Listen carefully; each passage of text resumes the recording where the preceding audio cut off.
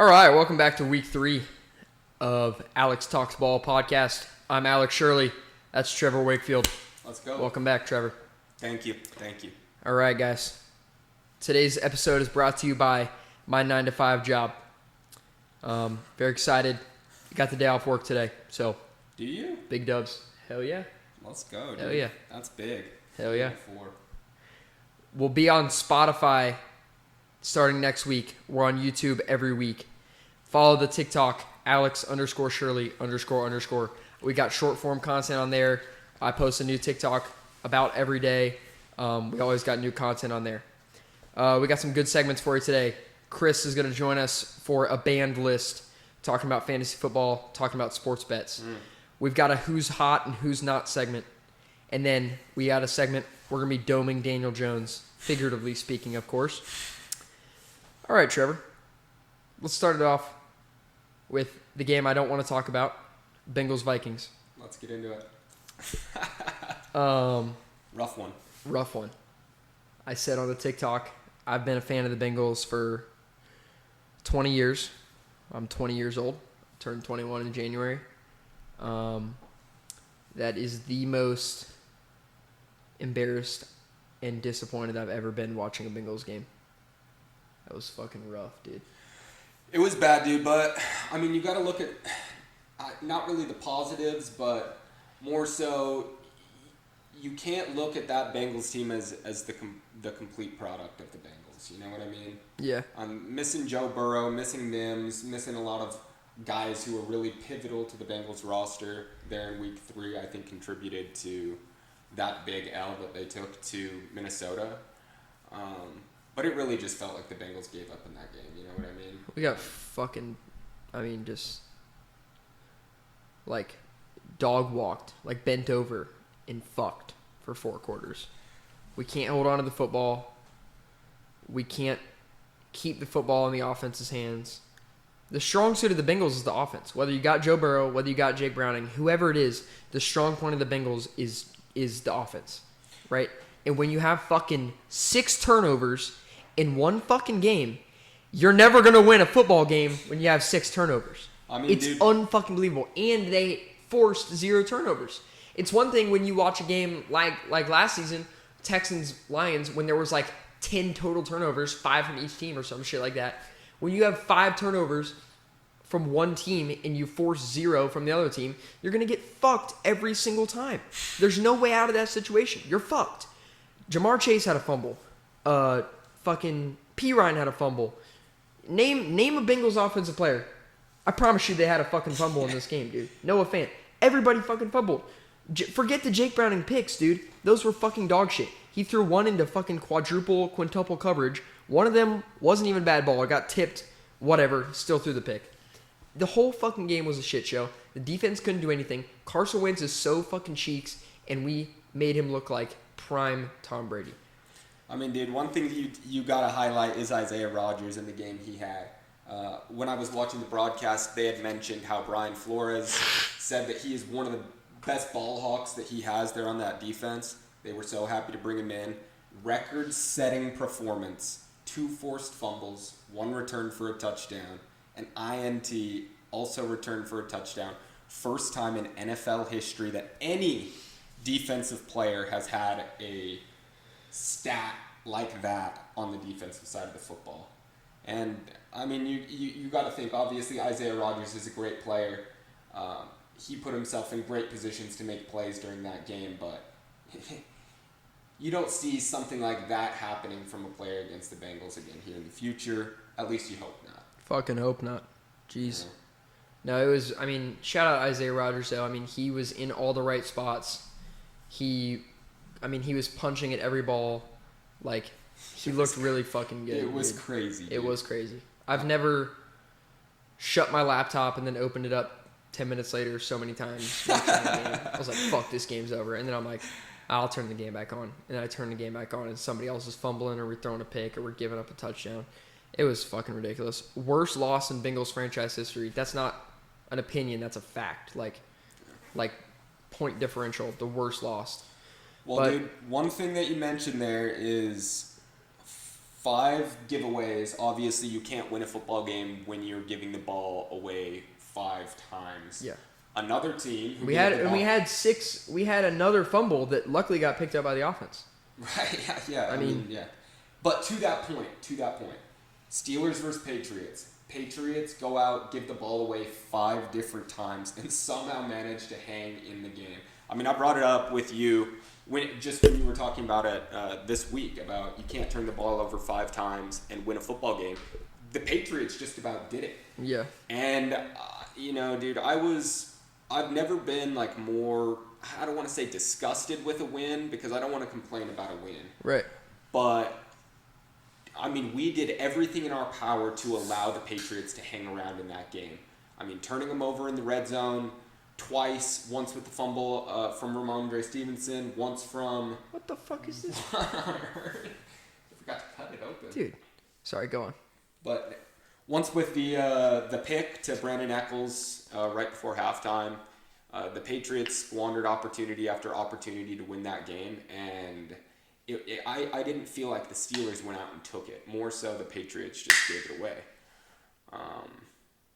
Horrible football from the Steelers, dude. If they're going to want to win in Dublin this week against the Vikings, who obviously showed out against you guys last week, we have to be better offensively. We have to run the ball better. The defense has been, again, just not what we expect, not great. We had some reinforcements come in. I think a couple of the bright spots from week 3 for the Steelers was Derek Harmon, first-round pick. Looking big, looking mean out there. But aside from that, dude, we really got to figure it out. It seems like we get the same excuses from Mike Tomlin each week, and I'm tired of hearing it, man. Yeah. I'm really tired of hearing it. We pay this defense so much money to go out and perform, and they did, obviously, with the takeaways this week. We need them to perform again, and I just want to see a full good game put together from both the offense and the defense. It seems like it's always one or another kind of keeping us in it, but dang, dude, it would just feel good to see a good offensive and defensive game from the fellas. Yeah, it just seems like, I mean, I watched all the film from that game. I didn't get a chance to watch it live. The Steelers did not throw the ball down the field. No, they single don't. time. They don't, dude. I don't understand. I don't really get it either. We're paying DK Metcalf right. $150 million to catch screen passes. Right. It does not make sense to me. It doesn't make any sense at all. I mean, Aaron Rodgers, obviously, great thrower of the deep ball. And he looked good when he was. There was a couple plays in that game where Aaron Rodgers took the ball not down the field, but farther than like 10 yards, and he looked good doing it. But then every other play, I'm just sitting there. I'm like, bubble screen, tunnel screen. I know, dude. Like there was not a single time where I was like, and I'm sure the Patriots gave him plenty of opportunities to do it. They just could not unload it. I mean, they sure did, dude. You saw through weeks 1 and 2. It's not like the Patriots have a good defense by any means.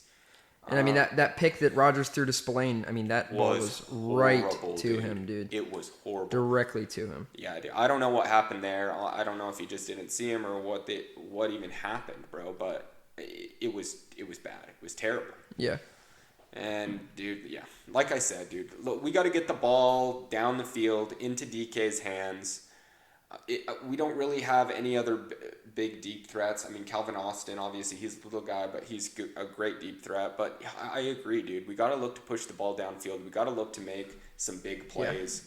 Yeah. And, dude, if the Steelers can't do that, I don't know how they're going to look Sunday morning against Minnesota. And like you said, when you have DK Metcalf, who's a great deep ball receiver, he's fast as shit. Like, why are you not trying to get that ball down the field, especially when you're playing like a not a great secondary like the Patriots? Dude, it goes back to the Tomlin mentality of just being conservative. Don't put your defense in bad positions. Play conservative on the offensive side of the ball. Run, pass type of deal. And it is just, I mean, you see it pay off, dude. I think Mike Tomlin is the best coach in one-score games of all time. I think he's tied for that. If he wins his next one-score game, he will be the best one-score game coach of all time. But, dude, you don't want to see it. You don't want to see the Steelers go in and fight against bad teams every week. You know, it seems like the Steelers can play conservative against some of these bad teams and get wins, but the second that there is a step up in the talent level, it's an immediate blowout. I agree. It's not fun to watch either. No, from a fan's perspective, really not. Dude. I would fucking hate to be a Steelers fan watching fucking Aaron Rodgers, wheel his wheelchair back in the pocket, dude, and sling the rock 8 yards to the left and just hope that something comes from that. It's not fun to watch at all. It's frustrating, and I agree, dude. It's not fun to watch. Pittsburgh offense has looked better this year, obviously, than we have in the past, but it's still missing something, dude. And I don't know if that's I don't know what it is, honestly. I don't know if it's a missing receiver, if we need to look to trade some of these defensive pieces like an Alex Highsmith. Yeah. I love Nick Herbig. I feel like he should be on the edge all the time. You can never have enough edge rushers, but it just seems like we need some extra help in the pass game, man. Another thing I noticed from that game was Will Campbell did not look great. I noticed he had some. There was a couple plays that I saw where I was like, "What the fuck is this guy doing?" Yeah, I saw him matched up especially against in the pass pro. Yeah, I saw him matched up against T.J. Watt a couple of times throughout the game, and he did win. He won a couple of times, but obviously, with a rookie tackle like Will Campbell, dude, he's not going to win every time against the best pass rushers in the league. Right. I think he has a good future. I do too. I mean, he's going to be solid. Yeah. I mean, that's one. He's a sleeper. You're not going to hear about him much, but he's going to play well for them. I agree. Okay. Let's talk about moving on. Keep up AFC North, Packers, Browns. Myles Garrett is fucking him, dude. Dude, he is an animal. Dude, that dude's crazy. I feel like that's going to be one of those. We're going to watch an interview in a couple years with the Packers left tackle. But what was your welcome to the NFL moment? It's like Myles Garrett dogged me for 4 quarters straight Did you see in a that week 3 game in 25 of Myles Garrett talking about when he beat the Packers guard on that step through move? Run, Jordan, run! Jordan, run! Yes, dude, it's fucking awesome. Legendary. That shit was hilarious. Could you imagine hearing that if you're Jordan Love? Right. And you're just like, oh shit. And you glance to your left and fucking 280, 600 or 6'6", 280 pounds of fucking running at you just full screaming steam at ahead, dude. He just threw that bitch as fast as he could away, dude. Yeah, that was scary, bro. Dude, bunch of weird things in that game. I just don't understand, bro. The Browns are a bad football team who is just hard to beat. Yeah. The defense is legit, I'll tell you that. The defense is not bad at all. The secondary doesn't look bad. And they've been good on paper for the last, however many years. They just haven't been able to string anything together with that defense. But I feel like they've been like that for a couple years. The offense has been really shitty, but their defense has been able to keep them in games. Well, I was talking to you about this last night. Yeah. What is to win a Super Bowl? You have to have a top defense. Yes. Obviously, I believe it's top 15. The Browns have a top defense. Yes. And it seems like if they could get another piece or two, they could seriously be a playoff team. So it makes no sense to me. I'm sure, talk about the age of this wonder all you want. Talk about Joe Flacco all you want. I fucking love that dude, bro. And how good he's been at his age. But how can you continue to trot out Joe Flacco and call yourself a competing football team or football team in contention? It's not going to happen. What are they doing? Well, if they wanted to turn this season around, let's say hypothetically, I don't think there's any way that they were able to turn this season around. Hypothetically, Kevin Stefanski says, all right, you know what? We're going to make a fucking Super Bowl run this year. They'd have to go out, trade for a top 10 quarterback I couldn't even think of somebody. They'd have to trade for a Sam Darnold or, somebody that's... Dude, Sam Darnold's a guy who is available on the market that they could have signed. Agreed. But they made no effort. Obviously, they go out, they draft Dylan Gabriel, who it seems like they're just not even putting a whole lot of stock into. Yeah. They draft Shedeur Sanders, who it seems like the organization didn't even want to draft. And I don't know why you're keeping both those guys, honestly. It just doesn't. You need a running back, and you need a quarterback, a real quarterback. I love Joe Flacco. I think he's fine at quarterback. But if you want to make any sort of Super Bowl run, I think they have the defense to do it. Their O-line is solid enough to make it happen.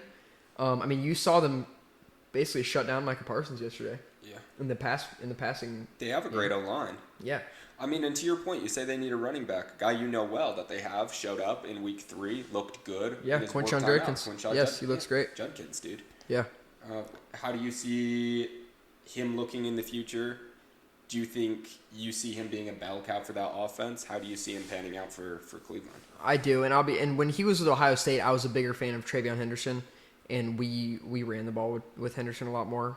Interesting. But I like Judkins. I mean, he obviously in the national championship showed up for us, and I think the semifinal game too. He had a couple touchdowns.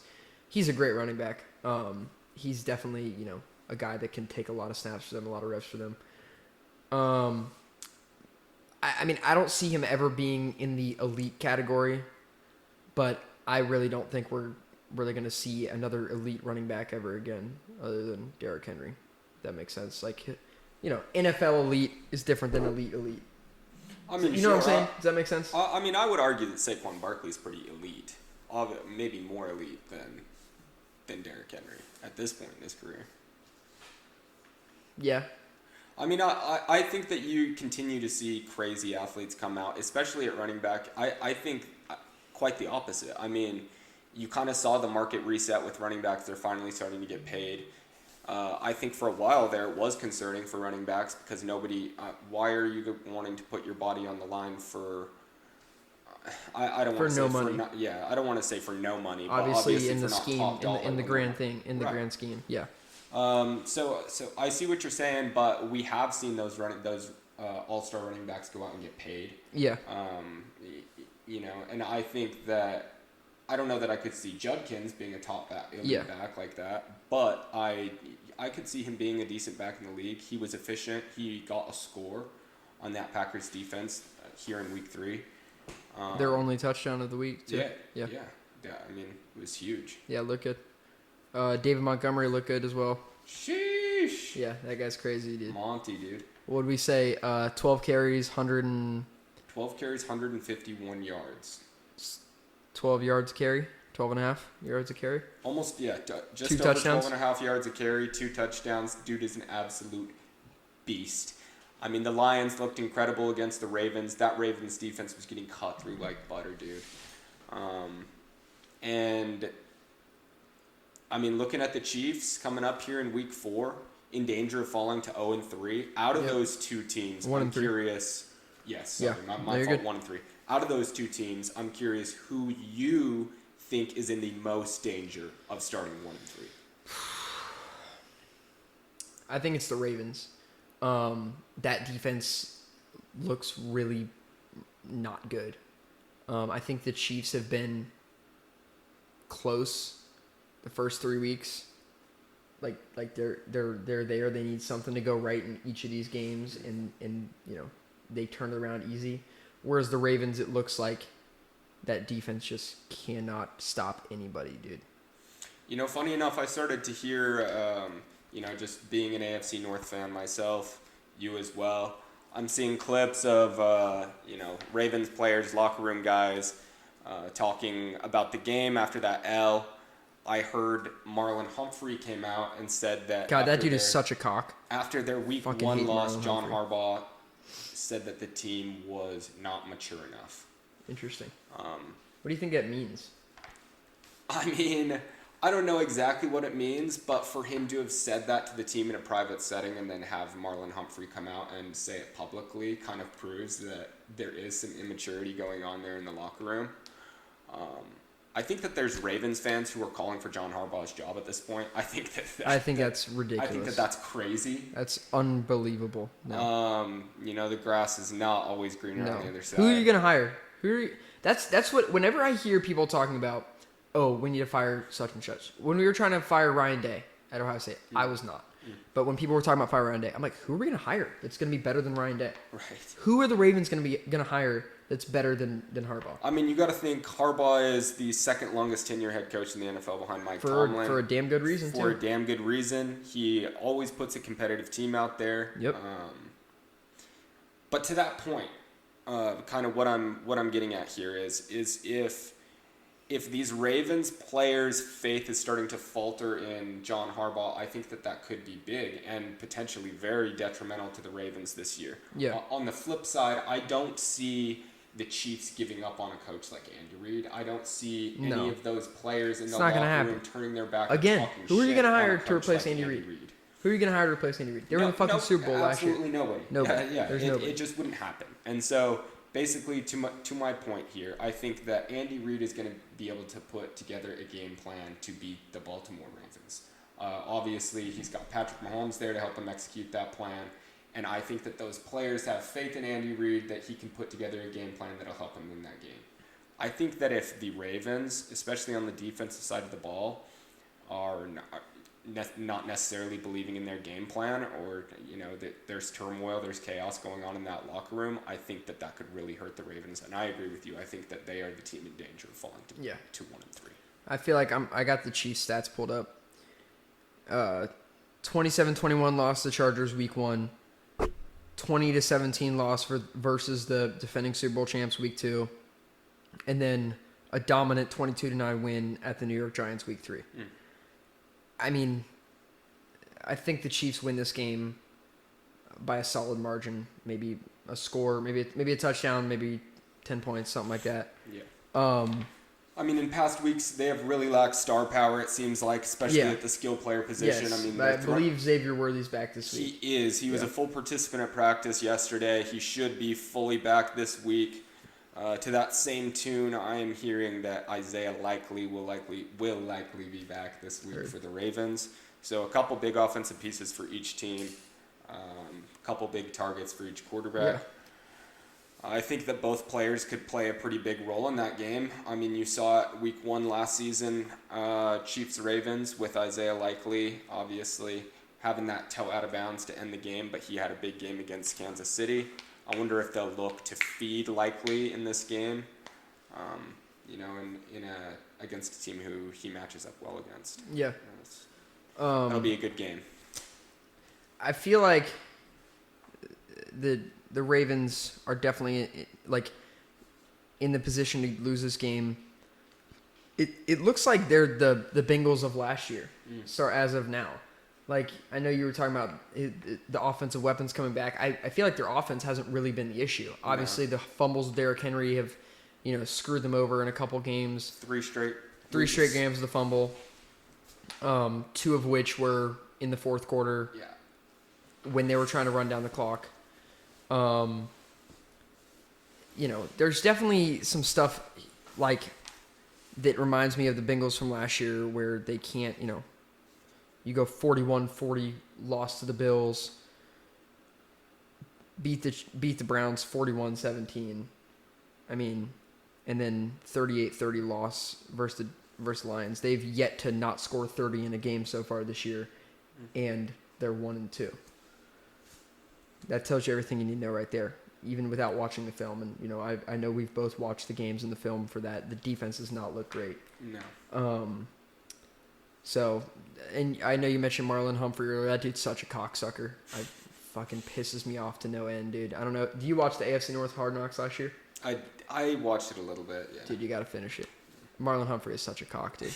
I'll leave it at that. That dude's such a cock. I mean, I hate all Ravens, so... Yeah. I believe it. It's a fucking cocksucker. All right, let's go to our first segment of the week. Doming Daniel Jones. Let's talk about Danny Dimes for a second. Dude's a fucking stud. Dude, he looked good in week 3. I mean, one thing that stood out to me, dude, watching that Colts-Titans game was just how many good receivers and options it seems like he has to go to at like every point. Yep. Something that he never had in New York, dude. Obviously, they had Malik Neighbors last year, and they've had some guys. You know, they've had a guy, one guy, two guys. They have never had a full repertoire of receivers, tight ends, and running backs. And I mean, Daniel Jones has it now, dude. You saw Michael Pittman going crazy. You saw Josh Downs going crazy. You saw Mitchell going crazy. Jonathan Taylor, Tyler Warren. The offense is complete. The offensive line is so solid. I think, if not one of the top, if not the best in the league, a top 5 line in the league. The defense looked elite.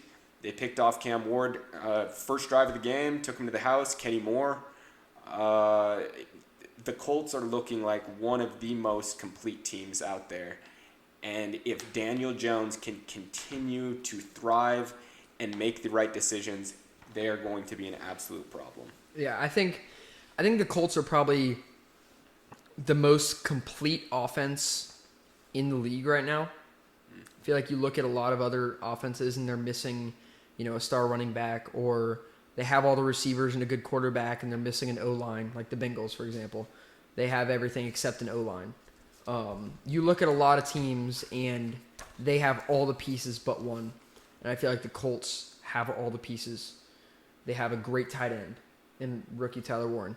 They have, like you said, a great wide receiver group. Michael Pittman, Donnie Mitchell, Alec Pierce, Josh Downs. I mean, that's 4 wide receivers that are all getting positive yards every game.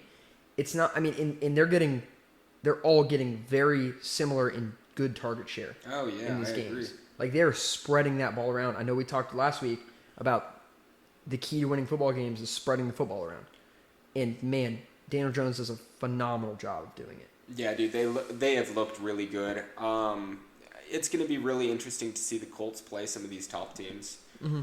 I think matchup-wise, probably the toughest team they've played so far is Denver, who's looked a bit underwhelming to start. But look at them, dude. Look at the Colts sitting up at the top of the AFC at 3-0. It seems like a couple of the teams that are sitting at the top right now at 3-0 are just a little, kind of strange teams. Obviously, the Chargers, the Bills were expected, but then the Colts, dude. Who would have expected? I don't think a single person would have guessed the Colts to start the season the way that they have. Yep. They had the first punt of the season halfway through the second quarter of week 3. Absolutely unheard of. Yeah. That speaks to the offensive efficiency that they've played with so far to start the season. I mean, 1 punt through the first 3 games, I don't think I've ever seen a team off to this hot of a start. And I remember last season, week 2, I believe, or week 3, Bengals Commanders. There was some sort of stat. It's the first game ever, I want to say, where neither team punted the whole game. And then you come out first 2 weeks and there's 0 punts by the same team in 2 games. And then, only 1 punt this week. Yeah. I want to give Shane Steichen his flowers as well, dude. Yeah. He has turned the Colts around. He looks like a legitimate head coach there. Mm-hmm. Colts defense looks good too. Colts defense, which pisses me off because we fired Lou Anarumo last year, who I did not think was the problem in Cincinnati, and he goes around and completely turns that Colts defense around. That grinds my gears. Let's look at. I got the Colts schedule pulled up here. Played the Dolphins, played the Broncos, played the Titans. I think this is probably gonna be one of their harder games of the season this year. Play the Rams this week. Yep. Play the Chargers, play the Chiefs. Dude, it's their only hard games. Play the Texans twice, play the Jaguars twice, play the Seahawks, play the Falcons, play the Steelers, play the Titans again, play the Cardinals, play the Raiders. This is the 25th ranked strength of schedule, or 8th easiest if you want to look at it like that, for a reason. They've already played arguably probably the first or second best defense they're going to play all year in the Broncos. I'd say the first is probably going to be the Chiefs. dude, they have a very real possibility to win like 14 games this year. That would be nuts. It would be nuts. I mean, that would almost, I don't know. I mean, we'll see, dude, as the season progresses how legitimate the Colts are. But I could almost see it being like the Vikings of last season in a way. Yeah, where they win a bunch of games but can't beat the But contenders. come playoff time, Yeah. just lack of experience, never Yeah. been there before, in a tough, we'll see, dude. We'll see. I mean, the Colts have to continue to play how they have been, and they have to stay healthy.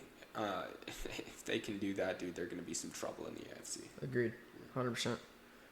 Yep. All right. What do you think about the Thursday night game tonight? Seahawks, Cardinals. I have Seahawks winning this game.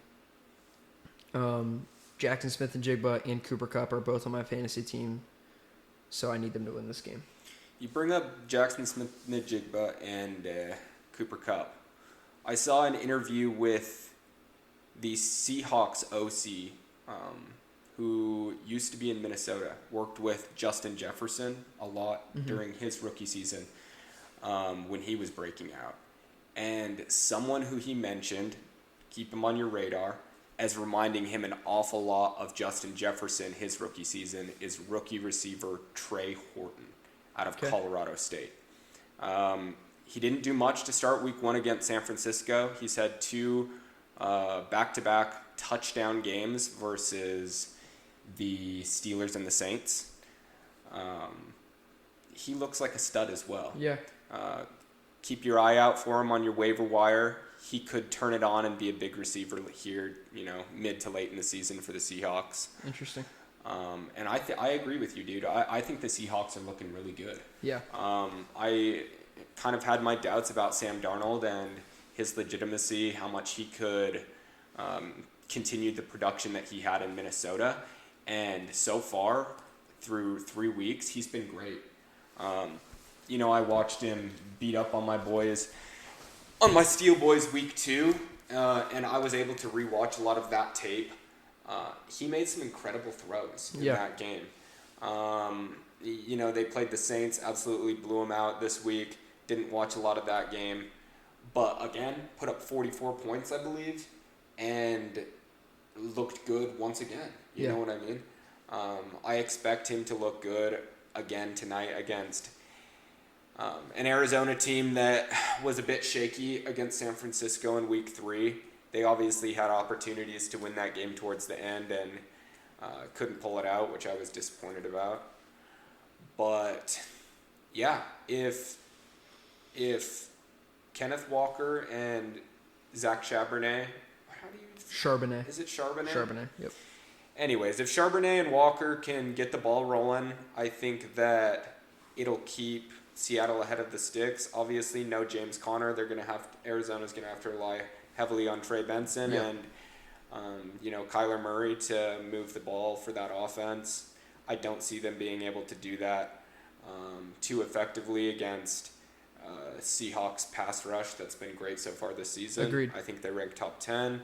Agreed. And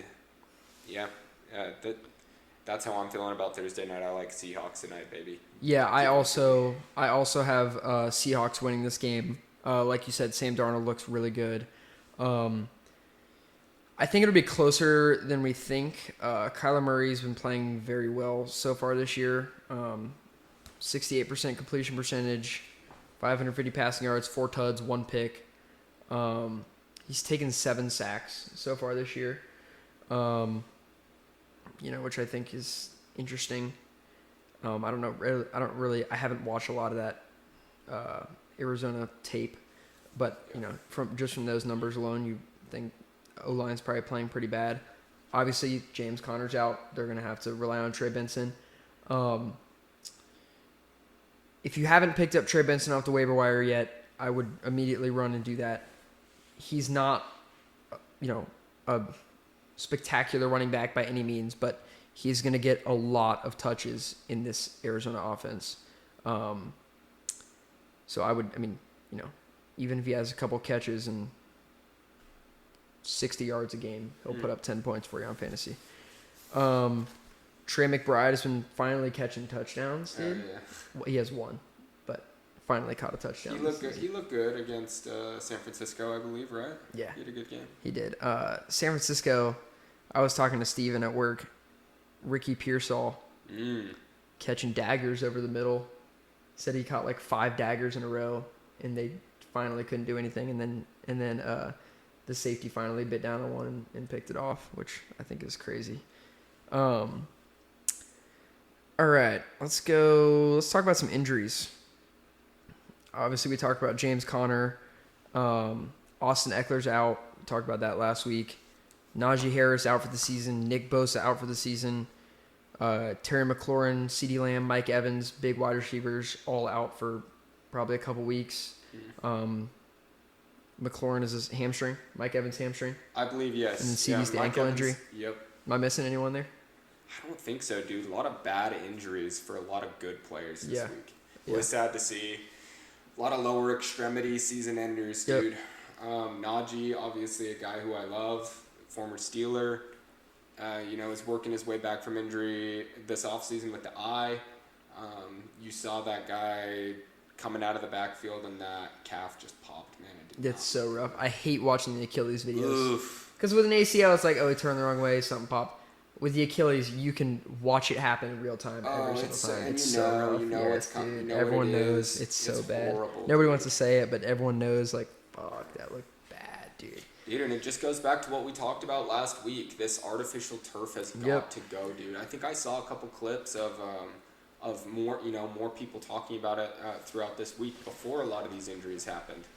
And it is just, I said it last week and I'll say it again, dude. It is just so detrimental to the league, dude, to have a lot of these big stars go out for the entire year, dude. Off of non-contact play. I just don't get it. I don't get it. I would hope that the NFL would do something about it or look into it, but as of now, it seems like it's just going to continue to go on and happen. I think as a podcast, we should become official turf haters. Yeah, we should. Okay. Ban turf. Yes, ban turf. Hopefully they're on Chris's banned list this week. It should be. Turf needs to be on the banned list. Banned. Official. You heard it here first. Alex Talks Ball Podcast. Turf banned. It's banned. We're done with turf. Grass only. Oh, yeah. And it gets in your shoes, too. True. Dude, fuck turf, bro. Yeah. Come on, dude. The little black pellets get all up in your shoes and your socks. Those things are annoying. When we go play football, dude, all up in my cleats. Just annoying as hell. Ban turf. Official. I would love to see some sort of stat line, too, on... I'm sure would be so hard to calculate. How much money the NFL loses every year from injured players that get injured on turf. True. So, like, for example, Joe Burrow. How much money is the NFL losing this year by Joe Burrow being out? And obviously he got hurt on turf, so he would go into that category. How much money is the NFL going to lose this year from Joe Burrow being out? I can tell you for one, I went to a Bengals game. I went to Bengals Jaguars when Joe Burrow was starting. Mm-hmm. We paid $140 to sit up top with Jesus in the top row. Yeah. Right? I was looking at tickets for a game a little further down in the season when Joe Burrow's not going to be playing. Same exact seats. $60. Wow. Almost half the price. Half the price. Less than half. Less than half the price with tax. Yeah, that's crazy. You got to think that's pretty much, I'm sure that's about average around the stadium, right? If you say that the Bengals to make it a round number, $1 million on tickets every game, you cut that in half, $500,000. Oh yeah, dude. And how detrimental is it? How much does a fucking field cost? Dude. How much does a grass field cost? If a grass field cost, let's call it $5 million to put in a grass field. That is, what? 9 games of tickets, of lost ticket sales. Yeah, dude. And right? You got to think with the Cincinnati Bengals specifically, their owner, they generate money from the team. Yes. You know what I mean? Like the only owner in the league who his entire business is the Cincinnati Bengals. Exactly. And so you still can't invest in them. And still can't invest correctly in the team that he needs to do well to profit. It's unbelievable. It just doesn't make any sense to me, honestly. It doesn't. Sell the team, Mike. I got to call him up, dude. Sell the team, Mike. I got to call Mike Brown up and just ask him, like, Mike, what are you fucking thinking, dude? Put some grass on the field, buddy. Yeah. For fuck's sake. Yeah. No, it's bad. I'm disgusted. Yeah, I think the camera turned off, but I'm fucking physically disgusted over here. God, I'm fucking sweating talking about fucking Mike Brown, dude. Dude pisses me off. And this fuck ass daughter is gonna be taking over the fucking franchise whenever he passes away. His daughter? God forbid. His daughter, dude. Mike Brown's daughter is the head of player personnel or whatever. She negotiates all the contracts. Mike Taubin or whatever the fucking dude's name is, the short little bald dude we got running around over there in Cincinnati. That's our GM, air quotes. I think the camera turned off, air quotes. Dude, he doesn't do shit. Mike Brown's daughter negotiates all the players' contracts. That's why we've always got some fuckery going on in the front office, dude. Yeah, that's crazy. Or no, it's Duke Taubin. Duke Tobin, whatever the fuck his name is. I'm sure he goes in there. I'm sure he's a smart guy. I'm sure he knows what he's talking about. But he doesn't have any say. It's fucking ridiculous, dude. That's why you hear about the fuckery that's always going on with Shamar Stewart's contract, with Trey Hendrickson. We can't sign Trey Hendrickson because we can't agree on fucking $1 million. Like T. Higgins. Just all the stupid shit, bro. Who in their right mind double franchise tags somebody? Yeah. You don't hear about that until it's the fucking Bengals, whose entire business... Until it's the Brown family, whose entire business is the fucking Bengals. Ban turf. That's all I'm saying. We're banning turf, and all these problems will be solved. Ban turf 2025. That's it. That's it. We're gonna get some T-shirts made. Ban turf 2025. That's it. Ban turf. All right. What's our next topic? I got a little worked up now. I'm sweating. I don't know what we're talking about next here. Let's move it along. I don't know what you have next. All right. You go ahead. We talk about the benching of Russell Wilson. Yes. Welcome Jackson Dart. Welcome in. The league. Clap it up, Jackson Hometown Dart. hero, Draper, Utah boy, Jackson Dart. There you Corner go. Canyon. You know, I got some faith in my boy. There you go. He looked great at Ole Miss. Hopefully, he can look great this Sunday. Who are the Giants playing? I don't know. Let's I have no clue. Yeah, dude, Mormons got to stick together, right? Brother Dart. That's Brother Dart. Brother Dart. We got to support him and lift him up. So he's playing the Chargers. Oh, fuck. Yeah, he's going to have a blast. Yeah, Derwin James is going to destroy him. Brother Dart, though. Brother Dart, dude. He's going to have Jameis praying for him on that side. God, I hope so. I think that he could perform. I mean, dude, he can't really be any worse than Russell Wilson, in my opinion. I agree. Russell Wilson, I mean, dude, you highlighted it the other day when I was talking to you, that fourth quarter. Yes, when they were in the red zone. Yes, that fourth quarter. They were at like the 10-yard line. He goes intentional grounding, 4-yard QB draw, throw to the back of the end zone to nobody, throw to the crossbar. He hits the crossbar. Oh, yeah. Dude, you cannot put yourself in that situation as a quarterback to where you are throwing the ball away on fourth down. There is not a single level of football where there is a time, like my brother's pee-wee football coaches the quarterback, don't throw the ball away on fourth down. Dude, that's day one stuff, bro. Don't throw the ball away on fourth down. And you know what's funny about that? I know we haven't really touched on this on the Chiefs-Giants game. Dude, the Giants were statistically in that game until like 2 minutes left in the game. Like, it was a one-score game for most of the game. The entire game. We were like, yeah, dude, Chiefs have already won the game. Yeah, it looked like they had no hope. It looked like they had no hope at all, even though it was a one-score game for the majority of the game. Yeah. That's what watching Russell Wilson throw the rock will do to you. Dude. It will. It sure will. Dude. It's unreal. It'll make you feel depressed inside. Really. Dude, I hope Jackson Dart goes out there and balls out. My buddy Caden Lee, Ole Miss, big Jackson Dart guy. Okay. Yeah. Let's go. Jackson Dart's gonna go out there tote the rock. He like a dope boy on the corner. He's gonna be slinging rock like nobody's business, dude. He's gonna be absolutely slinging rock. Yeah, I'm excited to watch Jackson Dart play. I think he's, I hope he does well. Obviously, you put him in a situation with 3-0 Chargers his first start. It's kind of a shitty situation to throw a rookie quarterback into. Yeah. I think he's ready for it, and I think he wants it. You know what I mean? And I think that Jackson Dart, we talked about it a little before the pod. I'm not a big Brian Daboll believer. We will see. how they can do with Dart the rest of the year. But I'll tell you right now that if he doesn't have success, they're going to look to move on from Brian Dable. Yeah. Almost immediately. All right. Question for you, Trevor. Yep. We saw on John Gruden's podcast, Jackson Dart, say that his cadence is a clap. Do you think we see any sort of problem with the snap count this week from Jackson Dart? Not like maybe like an isolated issue. Like an early ball he's not ready for, sails over his head because he messed up the snap count or something. You think we see it at least once this week? I think that if we were seeing Jackson Dart come into the game for the first time, having not received any snaps already, we might see some issues. However, obviously they've had a couple packages where they've worked Jackson Dart into the game already. Yeah. He got some action in the preseason as well. I expect some of that has changed since the Gruden podcast, obviously. You've got guys like Ashton Genty who were standing straight up in the backfield. Since then, that's obviously changed. These college guys, they try to keep it simple. Yeah. For some of these guys in college, I think, obviously, you can't keep it simple in the NFL or you're just going to get wrecked. Yeah. So I don't think that we'll see any issues with the snap count from Dart in week 1.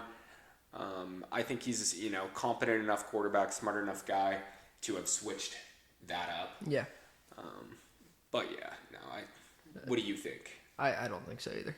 I just wanted to see what you had to say about that.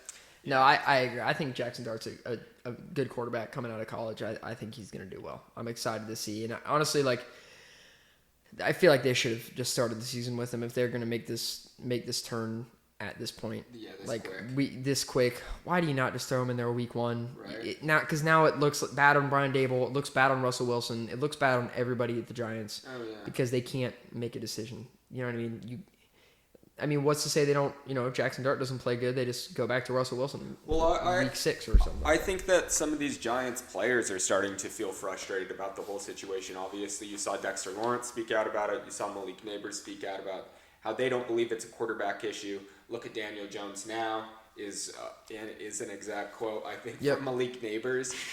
And it does seem like some of these players are starting to lose faith in Brian Dable. I wonder if they kind of saw the starting of Russell Wilson as a way for Brian Dable to protect himself in a way. Yeah. And then move on to Jackson Dart now. And I think that's frustrating to players. It's like, okay, if we were planning on going with Dart all along, why not just start with him and get that development going already? But it was kind of a way for Brian Dable to sit and hide behind, Russell Wilson being a bad quarterback and having that as a fallback and excuse for losing a few of these first games. I don't know, man. I talk a lot of shit on Brian Dable. I don't like him as a coach.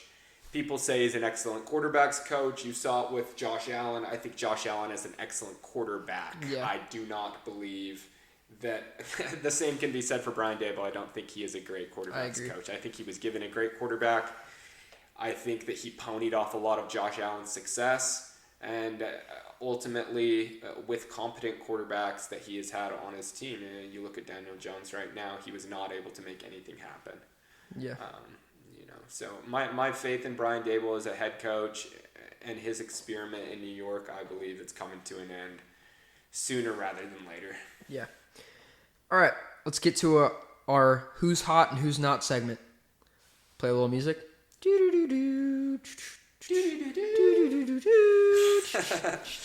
Yes, sir. Who's hot and who's not? Alex talks ball. All right, let's go. First hot of the list, Isaiah Rodgers. I know we talked about him a little bit. He went crazy in this game versus the Bengals. Pick 6, scoop and score fumble, another forced fumble. I think he had a couple passes defended too. But he went fucking stupid. Obviously, it was hard to watch as a Bengals fan. Shout out Isaiah Rodgers. You made the first official Who's Hot and Who's Not list of 2025. Hunter Henry, hot. Hunter Henry's looking great, dude. Dude, he looked really good in this game versus Steelers. I don't know his stat line. I think he had 2 touchdowns. He definitely had, I think he had at least 2 touchdowns. He had a lot of yards on the ground. He looked good in his pass protections as well. Hunter Henry. So Hunter Henry had 8 receptions for 90 yards, 2 touchdowns. Yeah. Great game, 11 yards per catch. Yep. 11 targets. Longest went for 18. Hunter Henry, hot tight end of the week. Hot tight end of the week. There you go. Super sexy, too. Hot tight end. Hot tight end. Good looking guy. David Montgomery, you've made the hot list. What a fucking stud, dude. We were watching his TikToks. Monty. We were watching his TikTok of him, like, going crazy in the car, dude. A little sexual tension there watching David Montgomery's TikTok. Interesting. He had 2 touchdowns, 150-something yards on 12 carries. Yeah. 12 yards per carry. 12 and a half yards per carry. Insane. Dude, insane, dude. David Montgomery is a stud. Monty is a walking touchdown. I will say, watching that Lions offense is kind of boring, dude. I mean, they just give the rock to their running backs the whole game. I mean, I love watching running back play, but it gets to a point where I'm like, damn, bro, throw the ball a little bit. I mean, yeah, they just run it right up the gullet, it seems like, and they do it effectively, bro. They do. But they don't even do it. I mean, you'll see Amon-Ra line up out of the backfield. They'll run it straight up the gullet with Amon-Ra St. Brown as well. Yeah. Which, dude, funny enough, the Cowboys try it this week, line up CD in the backfield, run him up the gut, injured ankle. Yeah. So it's like, not every guy can do this, Yeah. dude. They obviously have some special guys in that offense who are able to create and be creative, when they get the ball in their hands. Those backs are just elite, dude. Yeah. Let's talk about some not elite backs. We're going to get to the not part of the hot or not list. Doom. Ramondre Stevenson. Big doom. Big doom. 3 big dooms for Ramondre 3 big Stevenson, dooms, dude. You see the Costco guys got arrested? No. Dude, I just saw that on TikTok this morning. Big Justice? Dude, Big Justice got arrested. I don't know if Big Justice got arrested or the dad, AJ. I don't know which one got arrested, dude, but one of them got arrested, bro. That's crazy. Crazy, No, dude. I did not hear that. Dude, I saw that, bro. I was like, what the actual hell is going on here, dude? Well, in honor of the Costco guys, big doom for Ramondre Stevenson. 2 fumbles, 1 on the 1-yard line, going into the end zone, cost the Patriots big. He is not hot. Okay. Did Big AJ get arrested? Costco guys boom airplane skit triggers arrest rumors. No way. Big AJ and Big Justice were filmed on a plane when their signature action seemingly led to AJ being detained. Damn, bro. Crazy. So it's like, I guess it's like yelling fire in a movie theater. They were talking about booming on a fucking airplane. They were just screaming about booming on the airplane. Do the cops not know who the Costco guys are, dude? How you gonna arrest Big funny, AJ, dude? Oh my That's God. fucked. Do you think Big Justice is... You know what? I'm not gonna finish that question. Dude, you think Big Justice is in prison right now? There's not a chance, Dude, the fellas are fucked. There's not a chance. Fuck, dude. Ramondre Stevenson basically single-handedly caused the Costco guys to get arrested. Doom. If you think about it. Big doom for Ramondre Stevenson. I think he led the league in fumbles last season. He's well on his way to doing it again this year. Fuck, dude. That is unfortunate. Damn. Costco guys give 5 big booms on an airplane for David Dobrik, it looks like. Wow. Got arrested by SWAT at the airport. Oh, man. That's crazy. Holy shit. That's insane, dude. All right. Next not of the hot or not list, Derrick Henry, not hot. Not hot. Not hot, dude. 3 games, 3 fumbles, 2 of which in the fourth quarter. One of which against the Bills. I mean, you could argue that fumble lost him the game. Oh no, 100%, dude. And you see Derrick Henry on the sideline just throwing himself up against the bench like. Yeah, dude. It looked like remember OBJ when he fucking kicked like the kicker net and like it came back and hit him. That's exactly what it looked like, dude. Derrick Henry like slammed his helmet and then fell over. It was embarrassing, dude. I thought he was about to cry. Dude, he looked yeah, tearful. Tearful Derrick Henry. Yeah, unreal, dude. And Unreal. dude, it brought a little smile to my face seeing him like it that. did, I dude. won't lie. Hey, can we get some dap for the Ravens being 1-2, dude? 1-2, baby. Hey, in danger of 1-3. And can we get a little something going for Steelers Bengals on the top of the AFC North? Dude? First place tie right now. First place tie with the fellas. We are officially first place because we have a division win. Anyway, Derrick Henry not hot. Not hot at all. First hot or not list on the Alex Talks Ball podcast 2025. Derrick Henry makes the not list.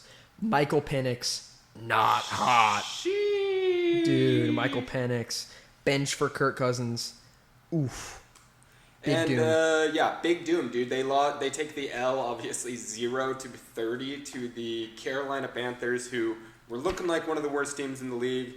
Obviously, they showed some signs here in Week 3 that they, might be able to win some games, but ultimately, dude, Michael Penix looking truly awful in that game. 18 for 36, 172 yards passing, 0 touchdowns, 2 picks, 40.5 passer rating. Doom. Yeah.